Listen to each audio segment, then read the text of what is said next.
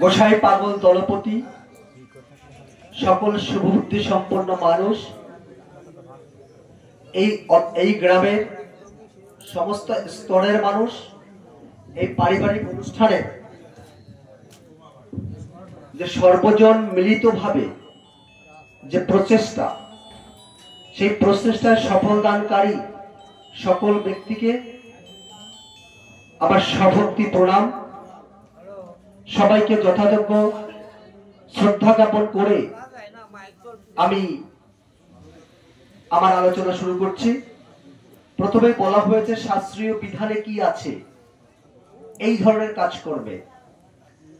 দ্বিতীয়ত হচ্ছে ভুল হলে ক্ষমা সুন্দর চোখে দেখা, এটার পক্ষে নয়। ভুল হলে ক্ষমা সুন্দর চোখে দেখবেন না, একদম না। ভুল হলে ভুলটাকে সংশোধন করে দেবেন, তবে শিখতে পারবো। ক্ষমা সুন্দর চোখে দেখলে পরে ভুলটা সংশোধন করা যাবে না। তারপরে শুনলাম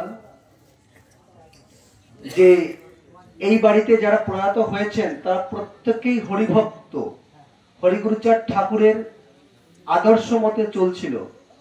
কিন্তু যে মানুষগুলো হরিগুরুচাঁদ ঠাকুরের আদর্শে চলেছেন, যে মানুষগুলো তাদের পরমার্থ জীবনের সবকিছু হরিগুরুচাঁদকে নিবেদন করেছেন, অবশ্যই তাদের শ্রদ্ধা জ্ঞাপন করতে হলে হরিগুরুচাঁদ ঠাকুরের প্রতিকৃতি সামনে রাখা উচিত ছিল।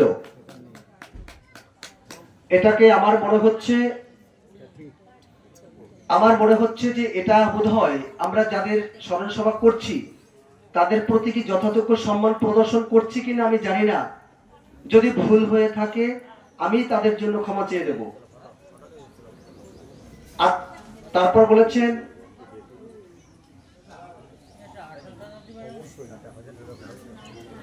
আত্মার সদ্গতি।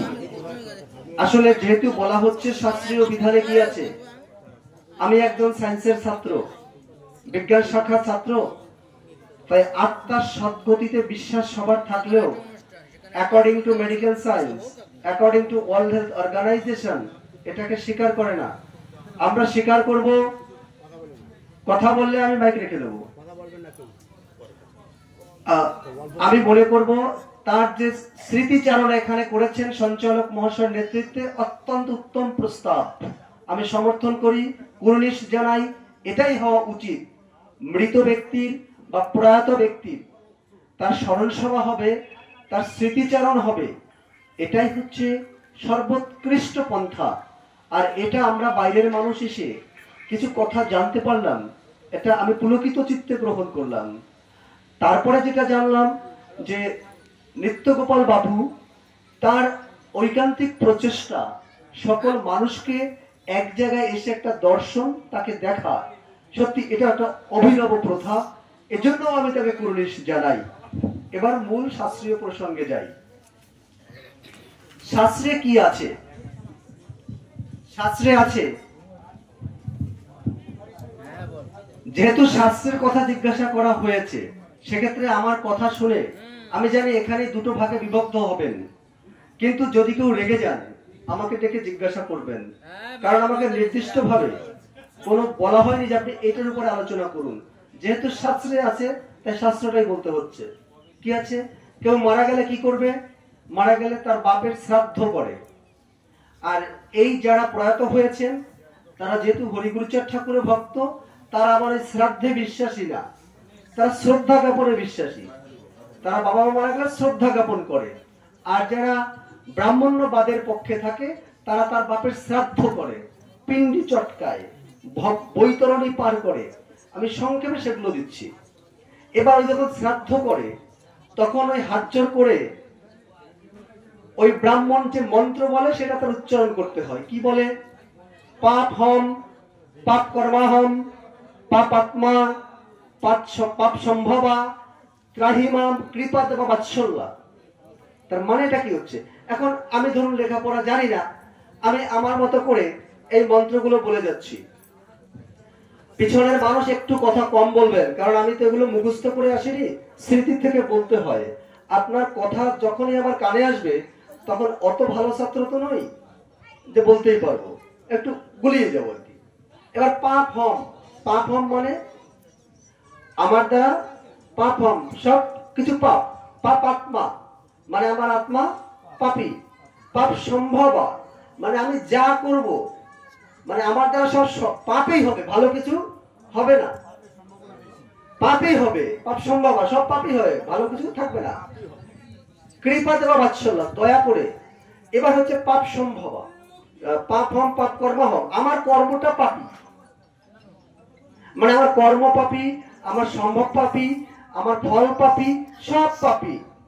এবার এই যে তার মানে পাপের ফল, তার ফলটা কি? বাবা মা। তা আমি কি আপনাকে স্বীকার করে নিচ্ছেন যে আপনার বাবা মার পাপের ফসল আপনি? যদি সেটা স্বীকার না করেন তাহলে লাথি মেরে সরিয়ে দেওয়া উচিত। কারণ আমি বিশ্বাস করি আমার সৃষ্টিকর্তা আমার পিতামাতা। আমি মনে করি না, আমি বিশ্বাস করি না যে স্বামী স্ত্রী দুই ঘরে থাকবে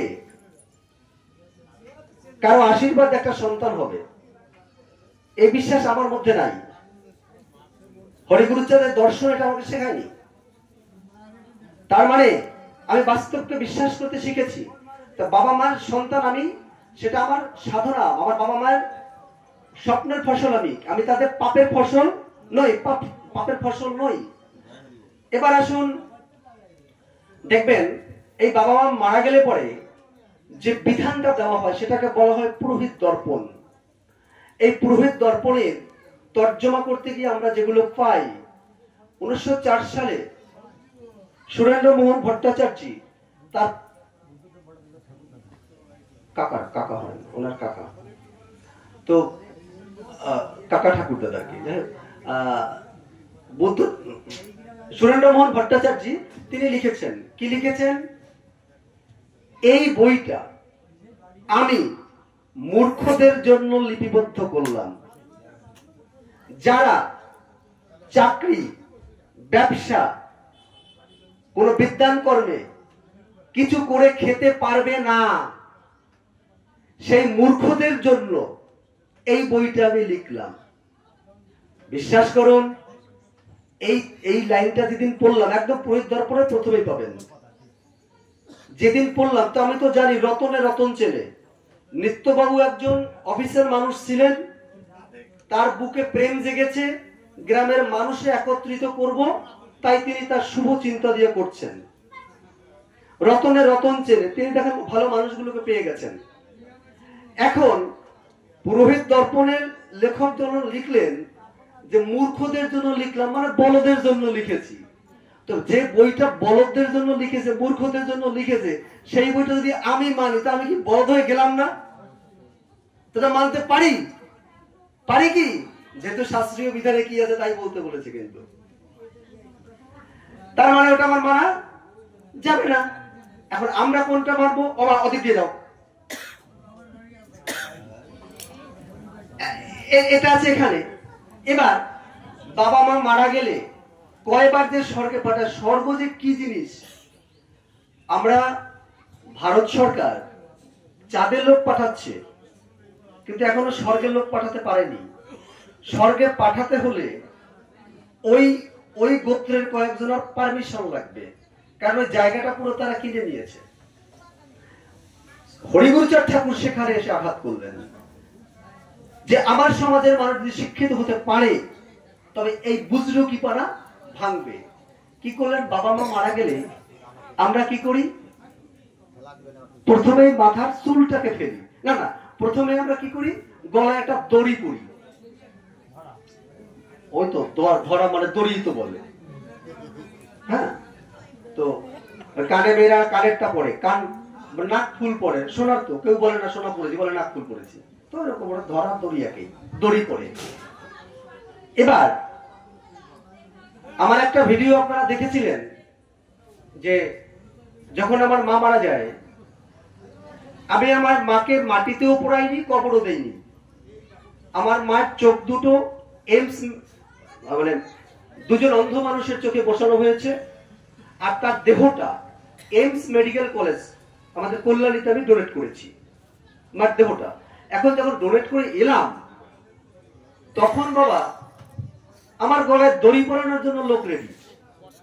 তো আমি তখন একটা কথা বলছি, এগুলো আমি এই গ্রামের মানুষকে বলছি না, আমার গ্রামের মানুষকে বলেছি যে আমার বাড়িতে অনেক ছাগল টাগল ঢুকে যায়, ওই পাতা টাতা খেয়ে যায়, ওই দড়িটা আমাকে না পরিয়ে ছাগলের গলায় পরিয়ে দিও। এগুলো একটা ভিডিও হয়েছিল, ভাইরাল হয়েছিল, প্রচুর ভাইরাল হয়েছিল। তো আমি কাউকে আঘাত দেওয়ার কথা বলছি না, আমার ব্যক্তিগত কথা। এবার আমাকে আর পড়াতে পারলো না, পড়াতে না, যেহেতু আমি আগেই বলেছি আমি সায়েন্সের ছাত্র, বিজ্ঞান শাখার ছাত্র। এবার আমাকে কি করলো যে স্নান করে এসে, স্নানটা করা যেতেই পারে, নিরামিষ খেতে হবে। আমি বললাম যে না, আমি এই কদিন মাছ, ভাত, মাংস, ডাল, ডিম এগুলো খাবো। একটা মানুষ মারা গেলে তার শরীরে এমনি প্রোটিন থাকে না, কার্বোহাইড্রেট। আমরা তো সবসময় সেদ্ধ চালের ভাত খাই, তো হঠাৎ করে যখন আতপ চাল খাওয়া হয় তখন কিন্তু সে ভালো খেতে পারে না, তার কষ্ট থাকে। এমনি বাবা মা মারা গেলে পর, যার বাবা মা মারা গেছে সেই বুঝে কষ্টটা কাকে বলে। আমার যখন মা মারা গেছে, আমি ভেবেছি আমার মার দেহটাকে আমি আগুনে পোড়াবো না, আমার মার দেহটাকে আমি বিজ্ঞানের সেবায় কাজে লাগাবো। আমার সেই চিন্তায় আমার মায়ের জন্য আমি এক ফোঁটা চোখের জল ফেলতে পারিনি, যে আমার মার দেহটা আমি নষ্ট করবো না। আমি করতে পেরেছিলাম। তারপরে আমি যখন ভাত মাছ খাওয়া শুরু করলাম, অলরেডি 3-4 গ্রামের মানুষ এসে উপস্থিত। এ তো অন্যায়, এ তো ঘোর অন্যায়, ঘোর কলি। আমার প্রশ্ন হচ্ছে, সত্য, ত্রেতা, দাপর, কলি আমাদের শিক্ষিত মানুষগুলোও বলে, কিন্তু আমি যদি তাদের প্রশ্ন করি, যারা আপনার অনার্সের ছাত্র, যারা আপনারা বড় বিদ্বান, আপনারা বলুন তো এই সত্য, ত্রেতা, দাপর, কলি এর কোন বিজ্ঞান ভিত্তিক বেস, কোন ঐতিহাসিক বেস আছে কিনা? আপনি বলবেন যে পুরাণে আছে, হিন্দু ধর্মীয় শাস্ত্রে আছে। আরে ওই জায়গাটাই তো আপত্তি। ওই শাস্ত্রকাররাই তো আমাদের যত ক্ষতি করে গেছেন। তাই গুরুচাঁদ ঠাকুর বললেন যে এই শাস্ত্রগুলো হচ্ছে একটা বিজ্ঞাপন যন্ত্র।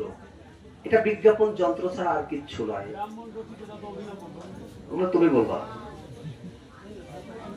20 মিনিট সময় একটু টাচ দেবো। এবার মাথা মুন্ডন। মাথা মুন্ডনটা শাস্ত্রে কি আছে? মাথা মুন্ডন 3 শ্রেণীর মানুষ করবে না। কারা কারা করবে না? বিদ্বান করবে না, রাজা করবে না, নারীতে করবে না। নারীরা মাথা মুন্ডন করে না। যেমন আমাদের নরেন্দ্র মোদীর মা মারা গেল, তিনি কিন্তু ন্যাড়া হয়নি, কিন্তু আপনার ন্যাড়া হতে হচ্ছে, উনি কিন্তু হয়নি। তার মানে শাস্ত্রে আছে যে বিদ্বান, যিনি বিদ্বান, নারী আর রাজা, এই 3 জনে মাথা মুন্ডন করবে না। তা করবে কারা? বলদের দলগুলো করবে। বলদ ছাড়া অন্য কেউ করবে না। আমার কথা না, গালাগালি দিলে শাস্ত্রকে দিতে হবে। এই যে কথাগুলো, এগুলো শাস্ত্রে আছে। আমার মানুষ যদি শাস্ত্রগুলোকে অধ্যয়ন করত, যদি বাংলা ভাষায় তর্জমা করত, তবে সত্যি এদের মধ্যে প্রচন্ড জ্ঞান উন্নতি হতো। আমরা পড়ি না। আমরা যদি দেব দেবীগুলোর ইতিহাস চর্চা করি, যেদের জন্ম কি, বৃত্তান্ত কি, আরে নিজের বাবা মার একদিন পুজো করলাম না, আমরা কিসের পুজো করছি? পুজো আপনি কাকে করবেন আমি জানি, বলবেন যেটা ভাইব্রেশন তৈরি হয়, পজিটিভ চিন্তা ভাবনা আসে, ঠিক আছে, কিন্তু যে জিনিসের উপর দোহাই দেওয়া হয় সেটা কি? বৈতরণী। বৈতরণী নদীটা কি? বৈতরণী নদী শাস্ত্রে বলা আছে পুজ রক্ত ভর্তি, সেখানে হাঙর কুমির থাকে, আর কিছু থাকে না। এবার এই বৈতরণী নদী পার করতে হলে আপনাকে একটা গরু দিতে হবে, সেই গরুর লেজ ধরে বৈতরণী পার হবে। যে ব্রাহ্মণকে, অসুবিধা হচ্ছে, যে ব্রাহ্মণকে মানে গরু দান করবে না, তার বাবা মা কিন্তু যেতে পারবে না। কি কায়দা বলেন তো?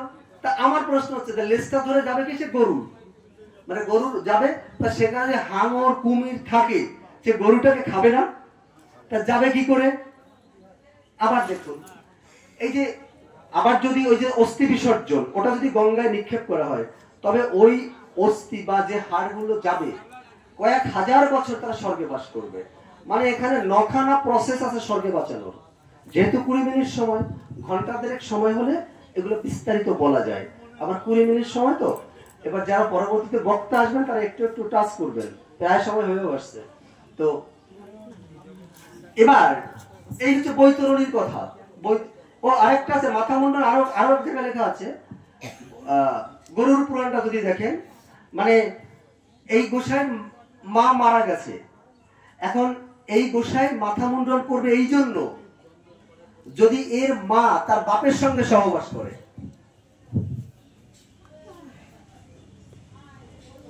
বুঝতে পারছেন কত বড় জঘন্য জঘন্য কথা আছে।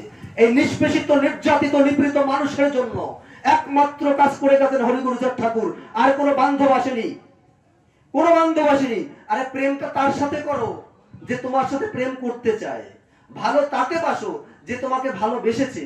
এমন কাউকে ভালোবেসো না যাকে শুধু তুমি ভালোবাসো, এমন কাউকে ভালোবেসো না যার সাথে শুধু তুমি প্রেম করতে চাও। এই নিষ্পেষিত নির্যাতিত নিপীড়িত মানুষকে প্রেম করেছিল কে? শ্রী শ্রী হরিগুরুচাঁদ ঠাকুর। কে ভালোবেসেছিল? শ্রী শ্রী হরিগুরুচাঁদ ঠাকুর। এছাড়া অন্য কেউ এই মানুষগুলোকে ভালোবাসতে আসেননি। মহাপ্রভু যদিও এসেছিলেন, তিনি তা দিতে পারেননি। যদি দিতে পারতেন, তবে মহাপ্রভু এত কিছু করেছেন, তার তিনি মুসলমান হওয়াকে রোধ করেছেন, মানছি, কিন্তু এটাও তো সত্য। শ্রীজি চরিত্র চরিত্রামৃতে লেখা আছে, দেখে নেবেন, যে তিনি এই শূদ্রের হাতের রান্না খেতেন না। হয়তো কষ্ট পাচ্ছেন আমার কথা শুনে, কিন্তু কথাটা সত্য। তিনি শূদ্রের হাতের রান্না খেতেন না। তার রান্নার জন্য একজন ব্রাহ্মণ সবসময় সঙ্গে থাকতো। তবে আমি কি করে বুঝবো? এখন বলবেন যে তিনি তো মানুষের দ্বারা নাম বিলিয়েছেন। হ্যাঁ, বিলিয়েছেন, কিন্তু আমাকে একটা প্রমাণ দিন তো। মহাপ্রভু হরিদাসকে নিয়ে পুরীতে গেলেন। পুরীতে যাওয়ার পরে একটু সময়টা দেখিনি,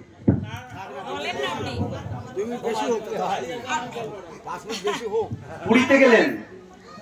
পুরীতে যখন গেছেন হরিদাস পুরীর মন্দিরে না ঢুকে পাশে দাঁড়িয়ে আছে। মহাপ্রভু তিনি পুরীর মন্দির প্রদক্ষিণ করে প্রণাম করে তাকাচ্ছে, হরিদাস তো নেই। হরিদাস গেল কোথায়? খুঁজতে খুঁজতে দেখলো যে ওই দূরে দাঁড়িয়ে আছে। বলল, হরিদাস, তুমি কেন আমার সঙ্গে গেলে না? বলছে, বাবা, আমি তো ছোট জাত, আমার তো মন্দিরে যাওয়ার অধিকার নেই। ঠিক আছে, তুই যখন যেতে পারবি না, একটা কাজ কর, আমার দৈব শক্তি দিয়ে। হরিদাসের মাথায় হাত রাখলো ও ওইখানে বসে দূরের থেকে পুরীর মন্দির দর্শন করলো। খুব ভালো লেগেছে না? ভালো লাগছে তো? না, আমার প্রশ্ন হচ্ছে, মহাপ্রভু যদি তিনি জাতপাত না মানবেন, তখন বলতে পারতো না, আরে হরিদাস, ওটা কি হয়েছে, তুই চলে আমার সঙ্গে গিয়ে পুরীর মন্দির দর্শন করবি? বলেননি। সিএস মিট যখন ওরাকান্দিতে আসলেন, আসার পরে পিছনে আমার মানুষগুলো যে চেহারা, আমি বোধহয় গতকালকেই বলছিলাম সাতজেলীয় দ্বীপের কথা, যে সেই দ্বীপে গেলে আমাদের মানুষগুলোকে দেখা যায় চেহারা কি অবস্থা, না খেয়ে আছে। মরিচ ছাপির কান, আজকেই আমার লাইভে আলোচনা আছে মরিচ ছাপির বিষয় নিয়ে। সেখানে কোনো লোকজন নেই, কিন্তু একটা নিশান উঠছে। একটা মন্দির আছে, সেই মন্দিরটা হচ্ছে হরিচাঁদ ঠাকুরের মন্দির, যেখানে বাঘ ভাল্লুক ছাড়া, বাঘ পশু পাখি ছাড়া কিচ্ছু নেই। সেখানে একটা নিশান হচ্ছে, মতুয়াদের নিশান। সেই মন্দিরটাকে কিভাবে আমাদের পারমিশন করে যাওয়া যায়, সেটা নিয়ে আমাদের আন্দোলন করা উচিত। যাই হোক, আমার মানুষগুলো যখন পিছনে দাঁড়িয়ে আছে, লেংটি পড়া, হাত তো বেরিয়ে গেছে, চেহারা তো ভালো না, গায়ে কাদা, 100 বছর আগের কথা। তো সিএস মিট গুরুচাঁদকে বললেন, বড় কর্তা, আপনার পাশে এগুলো কারা? বলছে, এরা আকারের মানুষ, পশু এক দল। এরা নিজের ভালোটা বোঝে না, এরা আপনজনকে চেনে না। আজকে আপনজনকে চিনেছেন, নিত্যগোপাল বাবুর আপনজনকে চিনেছেন, তাই আপনজনকে চেনার জন্য তিনি আপনজনকে একত্রিত করবার জন্য প্রেমের বাজার মিলিয়ে দিলেন।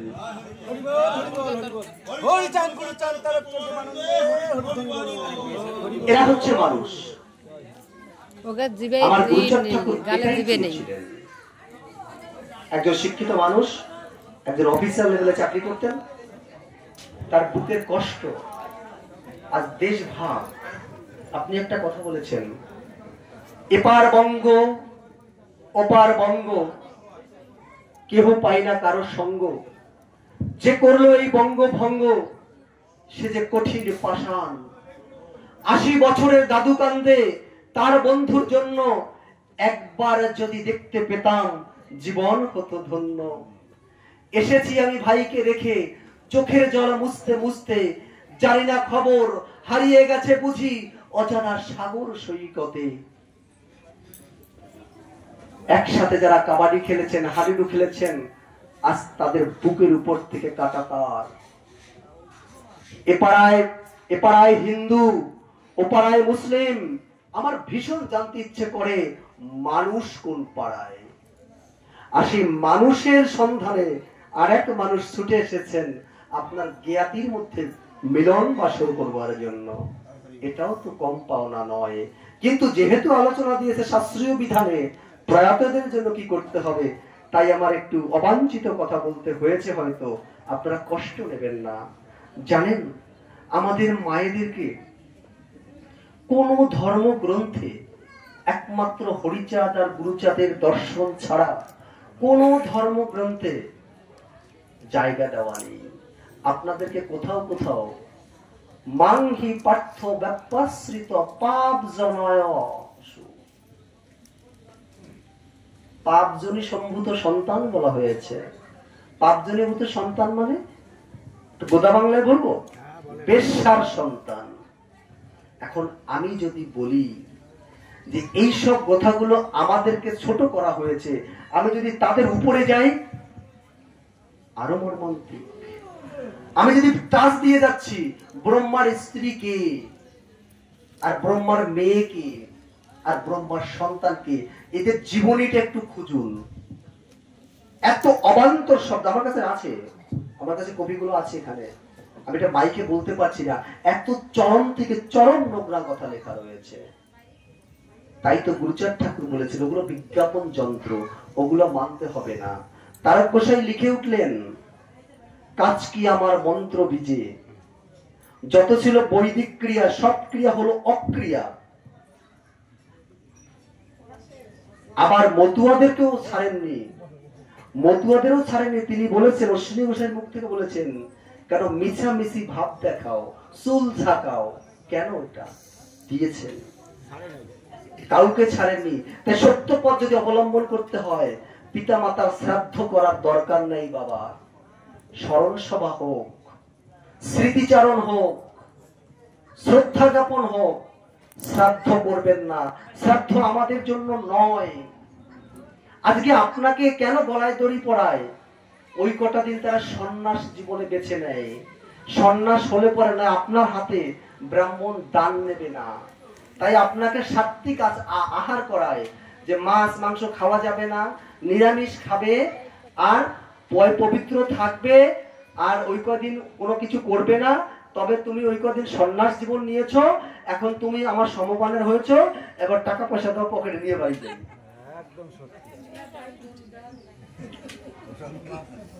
এই হচ্ছে বিধান, এছাড়া আর কিছু নাই।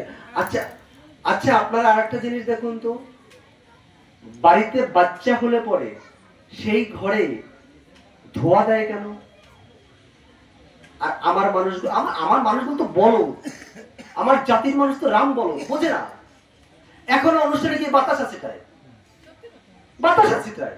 তুমি তুমি ছেড়ো না, ওই কুত্তার মতো ওইগুলো খায় এগুলো নিয়ে। আরে ওটা কি?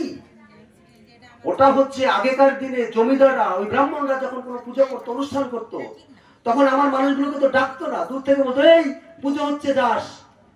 এখন ওই পুজোর পরে যখন গেছে, যাওয়ার পরে প্রসাদটা কি করে দেবে? ওই মিষ্টি ফল বাতাসা গুলোকে এরকম সিটিয়ে সিটিয়ে মারতো, রে তোরা সুরে তুলে খা, হাত দিয়ে দেওয়া যাবে না, জাপ পাত যাবে। আমার সমাজের মানুষের ওরা গান দিতে হচ্ছে। আমি ঠাকুরনগরে গিয়ে দেখি আরে পা দেওয়া যায় না, বৃষ্টি মানে 15 দিন তো বিচ্ছিরি লাগে। আমি চিঠি করে জানি যেগুলো বন্ধ করো। আরে দাদা, সেদিন একটা ছেলে, আপনারা আমার সুকেশ মিত্র প্রোফাইলে গেলে এগুলো আমি এবছর জানিয়েছি। হবে না তো, করছে কারা? করছে তো আপনারা, আমরা তো করছি। বোকা কারা? বোকা জানি তো আমরা, বলত তো আমরা। আপনার মায়া লাগবে এই কাহিনীটা শুনলে। 20 দিন কি 21 দিনের একটি বাচ্চা, সে তো ছোট, ও গেছে তো এদিকে আরেকজনের বাতাসা মারছে, ওই বাতাসা তো অনেকটা শক্ত থাকে, ওই চোখে পড়ে এই কর্নিয়ার এই জায়গাটা কেটে গেছে। এখন চোখটা মনে হয় ট্রিটমেন্টে আছে, মনে হয় টিকবে না। আমরা আবার বললাম যে নেপাল একটা আই হসপিটাল আছে পৃথিবীর মধ্যে সব থেকে ভালো, ওইখানটা নিয়ে যাও। তো এই যে বিষয়গুলো, এগুলো হচ্ছে আমাদের চেতনার অভাব। আর যে নিত্যগোপাল বাবু যে অনুষ্ঠানটা করেছেন অত্যন্ত তাৎপর্যপূর্ণ, আমি আর বলবো না, অনেক বক্তা আছে, আমার কাছে শুনতে চাইলেও তো আমার বুঝতে হবে সময়টা নিয়ে। তো সবাইকে আমি যদি কোনো ভুল করে থাকি আমাকে সংশোধন করে দেবেন, পিছনে কেউ নিন্দামন্দ করবেন না। আর প্রত্যেকদিন আমার অনুষ্ঠান হয় সুকেশ মিত্র প্রোফাইলে ফেসবুকে, আপনারা দেখবেন। সবাইকে সভক্তি প্রণাম জানিয়ে সবাই একটা হরিধ্বনি উলুধ্বনি দেবেন। শান্তি হরি প্রীতি পরমানন্দে।